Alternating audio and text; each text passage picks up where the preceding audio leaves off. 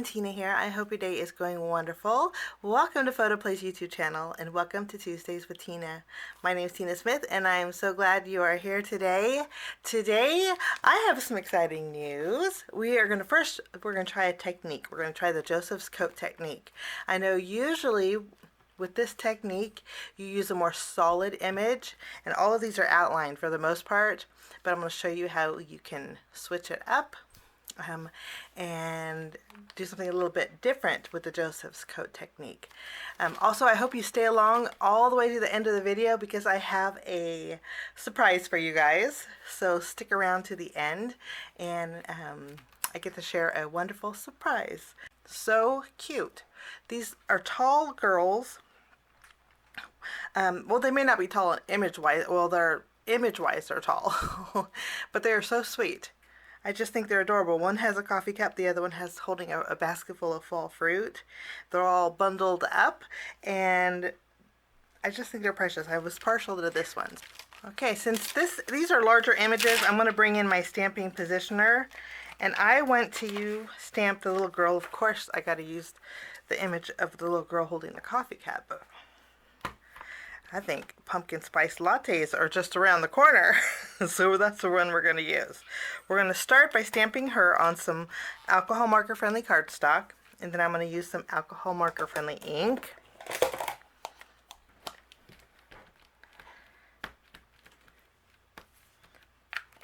And we'll go ahead and stamp. I like that she's wearing sweet little earmuffs too, and that shirt is adorable. Okay, I'm going to zoom in. I have the colors out that I'm going to use. Let me show you. These are my colors. Let's get this camera to zoom to focus.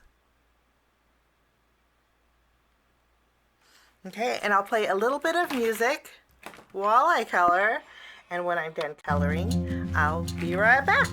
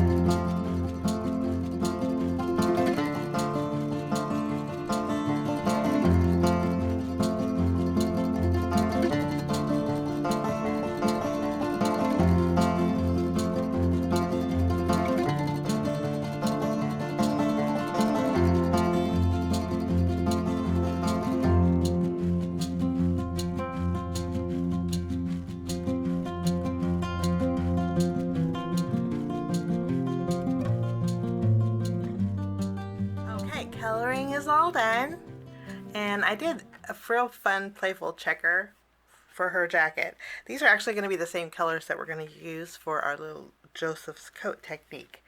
So let's go ahead and die cut her out. So she is all die cut out and our image is ready to go. Now we're going to keep our stamp set out, and what we're going to do next is take some white cardstock.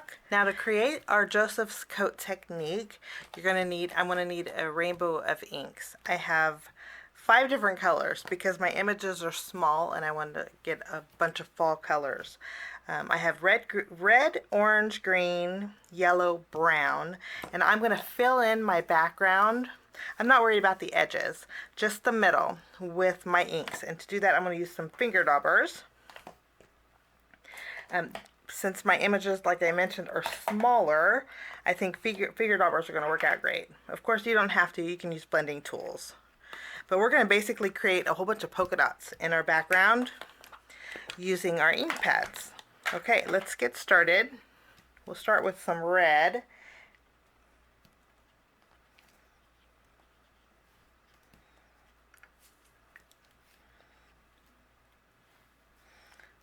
And then we'll add our orange.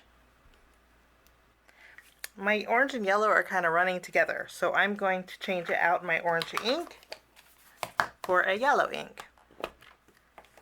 Let me grab my yellow finger dauber.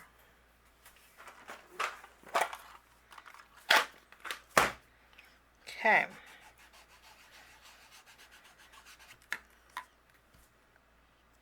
Oh, much better. I think the yellow is going to work out better.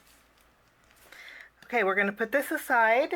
You want to make sure that this panel, before we continue, is there's no moisture on it whatsoever. We're going to be using our embossing powder, and if there is just a little bit of moisture, that embossing powder is going to stick right to it, and we definitely don't want that to happen. Okay, I'm going to use my heat gun and go over this.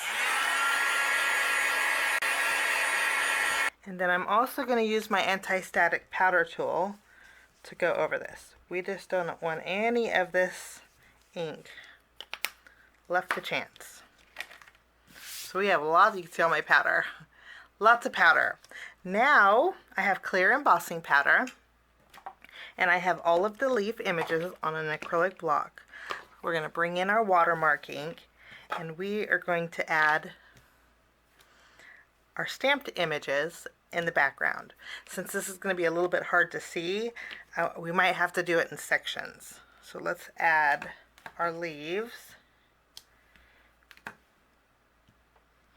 I want to place them wonky all over my background. And if I can't see them, I'm going to go over it with my clear embossing powder.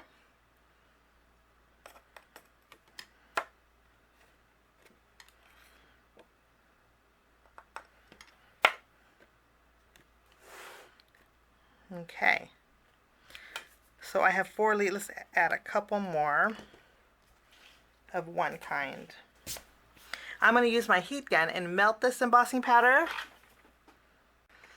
Okay, I went ahead and melted it, and then we're going to continue and fill in the entire background. I may not use all the leaves, maybe just a couple more. And then we're going to do the same exact thing. I might need to add a little bit more powder in between.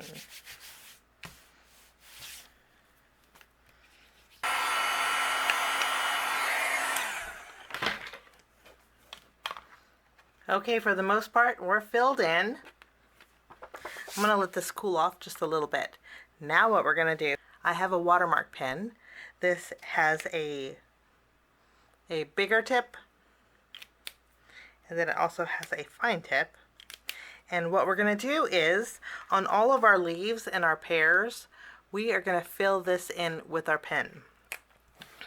We're just going to add watermark to it. You, again, want to make sure that your paper is cool. And we're going to just do sections because we don't want extra embossing powder in the background. So let's make sure this is cool. And I'm going to add my anti-static powder once more. And then we can zoom in. And first I'm going to go over my pear. .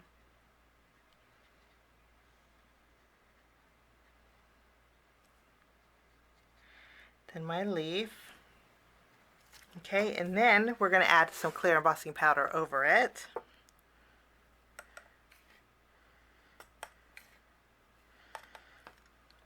I don't know if you can see how we covered that with the clear embossing powder. And then we can melt this.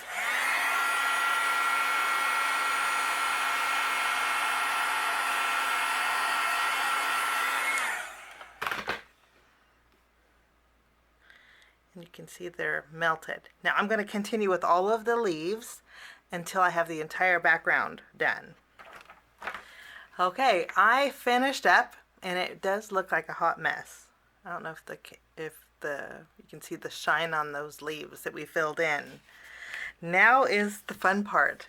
I'm gonna bring in my craft mat, and then we're gonna use our black ink, and I'm just gonna use a blending brush for this. I'm gonna pick up some ink, and then we're gonna start going over our image.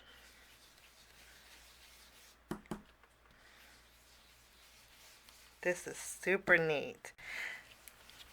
So we inked up our background completely, and you can just see how it's resisting that embossing powder. What we do next is we're going to take a towel, and I'm going to use one of my towels that are well loved, and then we can buff away that black ink from our images.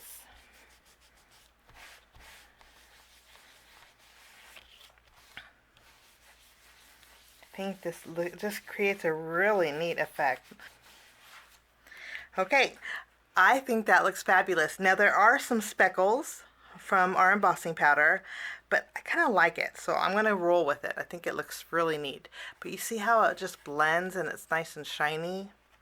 Love this. Now we're going to go ahead and finish up with our background. Okay, I went ahead and did some die cutting to get everything together. I went and used my Say It With Stamps A2 rounded rectangles. I used 3 of them, all in consecutive order. So I die cut this one out, and then this is slightly larger, my darker orange. Then I have a brighter orange, kind of coordinates with her little pants, to mat that on. We're going to go ahead and mat all 3 of these together right now. So let's flip this around, and we'll go ahead and layer all these together. Now after all of just love how warm this looks. Now after all of these are together, we're going to go ahead and flip this around. I'm going to put some foam tape behind it, and we're going to put this in the center of our card base. I think that's a great spot. After we have this done, we have our cute little girl holding our coffee cup. She's going to go off to the side, but I want to stamp her sentiment first. I went ahead and bought in a brand new die set. Gonna love this die set. This has a whole bunch of pennant banners. Perfect for sentiments. But it's made for slimline cards, but your banners can be used for anything.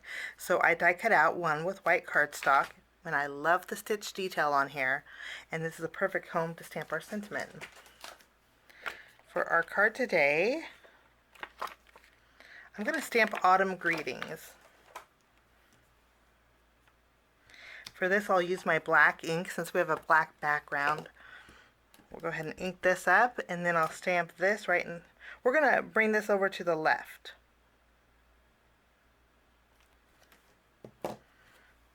And then we'll tuck the right underneath our little girl here. We'll add some adhesive. Okay, I tucked my sentiment behind one of her legs, and we can layer our Autumn girl here on our card. How cute is she? After we have that done, and I don't think I mentioned the name of this die set. This is the number 9 box oval and Pennants die set. This is brand new, part of the fall release also. Now last but not least, we're going to bring in some sparkle. We're going to use some sequins for this card.